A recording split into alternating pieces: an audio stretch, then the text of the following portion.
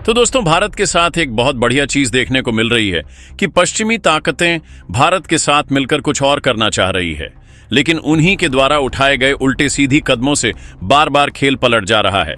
और इस बार तो रातों रात कमाल ही हो गया, क्योंकि आपको याद हो तो अमेरिका ने चीन और भारत पर दुनिया से सबसे ज्यादा टैरिफ लगाया है, जिसका मेन रीजन यही है कि भारत रूस के साथ व्यापार करना बंद करें और रूसी तेल ना खरीदें। यही नहीं, बल्कि अमेरिका ने यूरोपीय यूनियन पर प्रेशर बनवाकर हाल ही में जारी किए गए सैंक्शन पैकेज में रूस को अपराधी मानते हुए भारत को मोहरा बनाया गया और यूरोपियन यूनियन ने खुद इस बात का प्रतिबंध लगा दिया था कि वह भारत से डीजल, पेट्रोल जैसे रिफाइंड तेल नहीं खरीदेंगे। ऐसा इसलिए क्योंकि भारत रूस से सस्ते तेलों को खरीदकर अपने यहां रिफाइंड करके यूरोपियन मार्केट में बेचकर पैसा कमा रहा था। आप इस खबर को देख लीजिए, जब यूरोपीय यूनियन के द्वारा भारत की दूसरी सबसे बड़ी रिफाइनरी नायरा एनर्जी को ही टारगेट बनाकर इनसे तेल खरीदने पर बैन लगा दिया गया था। लेकिन जैसा कि आप जानते हैं, अगस्त महीना बीत चुका है और सीधी सी बात है कि अगस्त महीने के पहले ही यूरोपियन यूनियन ने भारत से डीजल खरीदने पर प्रतिबंध लगा दिया था। तो भारत से यूरोपीय यूनियन को डीजल एक्सपोर्ट काफी हद तक डाउन हो जाना चाहिए था। लेकिन बीते अगस्त महीने में यूरोपियन यूनियन द्वारा भारत से खरीदे गए डीजल का जो आंकड़ा सामने आया है, उसने न सिर्फ अमेरिका की नींद उड़ा दिया है, बल्कि दुनिया की बड़ी बड़ी थिंक टैंक तक हैरान है कि आखिरकार भारत के साथ रातों रात हर फैसले का खेल उल्टा क्यों हो जाता है। क्योंकि जो खबर आ रही है उसमें बताया जा रहा है यूरोपियन यूनियन के द्वारा लगाए गए बैन का इंपैक्ट उल्टा पड़ चुका है और इंडिया से यूरोपीय यूनियन को होने वाला डीजल का एक्सपोर्ट स्काई रॉकेट की रफ्तार पकड़ चुका है। और बीते अगस्त महीने में अचानक भारत से डीजल का एक्सपोर्ट 177% बढ़ चुका है।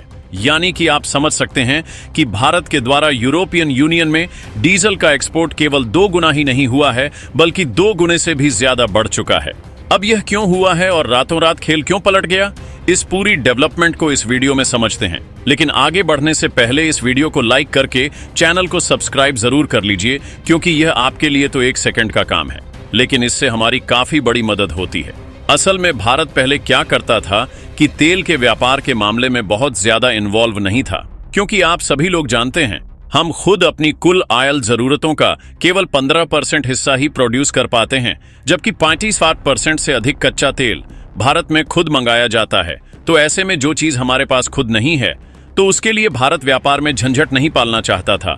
और जो बड़ी बड़ी रिफाइनरियां भारत में थीं, वह ज्यादातर क्रूड ऑयल रिफाइंड करके भारत की जरूरतें ही पूरी कर पाती थीं और भारत के पड़ोसी देशों में थोड़ा बहुत एक्सपोर्ट कर दिया जाता था, जिससे भारत के पड़ोसी देशों की जरूरतें भी फुलफिल होती थीं और एक छोटे लेवल पर मुनाफा भारत को मिलता था। लेकिन जब से यूक्रेन युद्ध के बाद भारत को रूस का साथ मिला और रूस ने भारत को सस्ता तेल देना शुरू किया, तो भारत इस सस्ते कच्चे तेल को अपने फायदे के लिए तो इस्तेमाल किया ही, साथ में रिफाइंड करके जो डीजल और बाकी के पेट्रोलियम प्रोडक्ट जो बनते थे, उनको धकाधक यूरोपीय मार्केट में सप्लाई करना शुरू कर दिया, वह भी एक मोटे मुनाफे के साथ। क्योंकि कड़े प्रतिबंधों के चलते कोई भी यूरोपीय देश डायरेक्टली रूस से तेल नहीं खरीद रहा था। लेकिन देखा जाए तो दुनिया की राजनीति का खेल भी कमाल का है। एक तरफ डोनाल्ड ट्रंप जैसे लीडर्स बार बार धमकियां देते हैं और दूसरी तरफ वही देश उनकी बात को दरकिनार करके अपनी अपनी चाल चलते हैं। और इस बार की खबर तो वाकई हैरान करने वाली है, वह भी यूरोप से। जरा ध्यान से सुनिएगा, क्योंकि एक नहीं बल्कि 3 बड़ी खबरें यूरोप से आई हैं और तीनों ही भारत से जुड़ी हैं।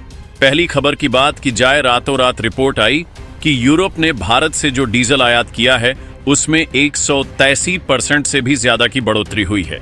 अब सोचिए, 100% की बढ़त मतलब चीजें 2 गुनी हो जाती हैं। लेकिन अगर 187% हो तो इसका मतलब है यूरोप के बाजार में भारत का डीजल ऐसे बाढ़ की तरह घुस गया है जैसे मानो बरसात में गंगा का पानी। क्योंकि यूरोप ने 2 महीने पहले तक धमकी दी थी कि वो भारत से रिफाइंड ऑयल प्रोडक्ट्स नहीं खरीदेगा। गुजरात की वादीनार रिफाइनरी नायरा एनर्जी तक को टारगेट कर लिया था। लेकिन अब वही यूरोप चुपचाप भारत से डीजल खरीद रहा है, और वह भी रिकॉर्ड स्तर पर। दोस्तों, इसे कहते हैं डबल स्टैंडर्ड्स। जब जरूरत हो तो सब इंडिया की तरफ दौड़ पड़ते हैं, और जब अमेरिका का प्रेशर आता है तो हमें रोकने की कोशिश करते हैं। अब आते हैं दूसरी खबर पर। जर्मनी के विदेश मंत्री भारत दौरे पर आए। मुलाकात हुई एस जयशंकर से, और वहां पर उन्होंने ऐसा बयान दे दिया जिसे सुनकर अमेरिका के पसीने छूट गए होंगे, क्योंकि उन्होंने कहा कि हमारे लिए एशिया मतलब इंडिया एंड इंडिया मतलब एशिया मतलब यूरोप। अब मान चुका है कि एशिया में सबसे बड़ा और भरोसेमंद प्लेयर सिर्फ भारत ही है और यूरोप जल्द ही एफटीए भी भारत से करने वाला है। यह बयान अमेरिका के लिए तो किसी रियलिटी चेक से कम नहीं। और तीसरी बड़ी खबर यह है कि यूरोपियन यूनियन के ट्रेड चीफ अगले हफ्ते भारत आ रहे हैं और उन्होंने साफ कह दिया है हमें किसी और से फर्क नहीं पड़ता, लेकिन हम इंडिया के साथ ट्रेड डील फाइनल करना चाहते हैं। यहां तक कि उन्होंने टाइमलाइन भी दे दी कि यह काम होगा साल खत्म होने से पहले। दोस्तों सोचिए, जब अमेरिका बार बार भारत पर प्रेशर बना रहा है तब यूरोप उल्टा दौड़ रहा है हमारी तरफ। यह वही यूरोप है जो 2 महीने पहले तक हमें घेरने में अमेरिका का साथ दे रहा था। अब सवाल यह है कि यह सब कुछ अमेरिका के लिए क्यों बड़ी परेशानी है, क्योंकि कुछ दिन पहले ही ट्रंप ने यूरोपियन लीडर्स को बुलाकर कहा था कि इंडिया से तेल और गैस मत लो, लेकिन यूरोप ने उनकी बात को हवा में उड़ा दिया। और ध्यान रखिए, अभी तो ठंडी शुरू भी नहीं हुई है।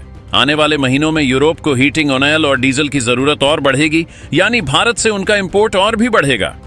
2022 में जब रूस यूक्रेन युद्ध शुरू हुआ था तब अमेरिका यूरोप का प्राइम एनर्जी सप्लायर बनने का सपना देख रहा था, लेकिन आज भी यूरोप का भरोसा भारत पर है, अमेरिका पर नहीं।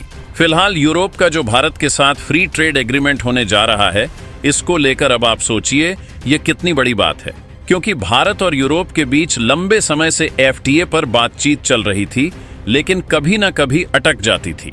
लेकिन अब दोनों तरफ से अर्जेंसी दिख रही है। भारत ने अमेरिका के साथ विवाद के समय ही यूरोप की तरफ झुकाव दिखाया था और अब यूरोप भी उसी लाइन पर चल रहा है। अमेरिका को सबसे बड़ा झटका यहां से लगता है कि अगर ईयू और इंडिया का एफटीए पहले साइन हो गया तो बहुत सारे सेक्टर्स में पहले ही ट्रेड एक्सेस अमेरिका खो देगा, यानी जो फायदा अमेरिका को मिल सकता था अब वो यूरोप ले जाएगा। बाकी आपको क्या लगता है कि अमेरिका भारत पर भरोसा कर रहा है या फिर भारत पर भरोसा करना उनकी मजबूरी बन गई है? अपनी राय कमेंट में जरूर बताएं और इस वीडियो को एक लाइक करके चैनल को सब्सक्राइब जरूर कर लीजिए ताकि उन्हें भी जानकारी मिल सके।